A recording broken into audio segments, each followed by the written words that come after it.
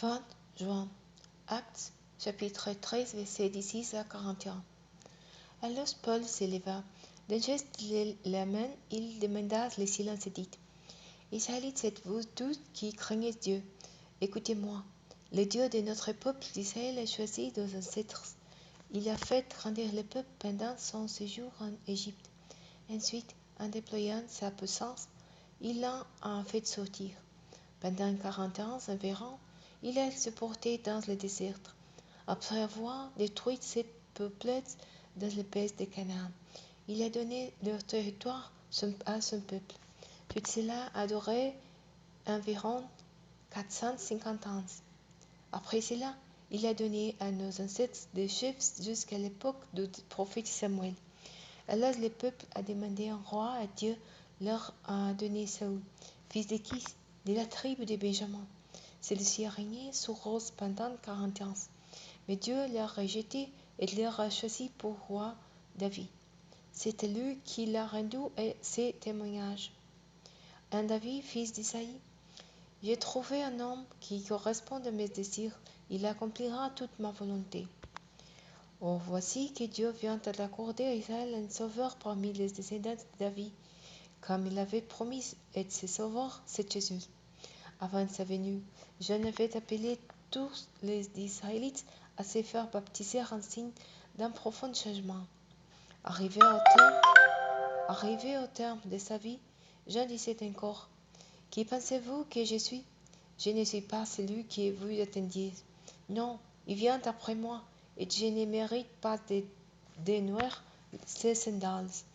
Mes frères, vous qui êtes les descendants d'Abraham, et vous qui craignez Dieu et qui êtes présents parmi nous, c'est à nous que Dieu a envoyé cette parole de salut. En effet, les habitants de Jérusalem et leurs chefs n'ont compris ni qui était Jésus, ni les paroles des prophètes qui sont lues chaque jour de sabbat. Et voici qu'en condamnant Jésus, ils ont accompli ses prophéties. Ils n'ont trouvé chez lui aucune raison de les condamner à mort, et pourtant ils ont demandé à Pilate de les faire exécuter.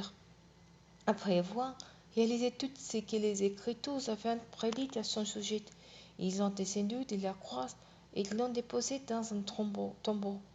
Mais Dieu l'a ressuscité. Pendant de nombreux jours, Jésus s'est montré à ceux qui étaient montés avec lui de la Galilée jusqu'à Jérusalem et qui sont maintenant ses témoins devant le peuple. Et nous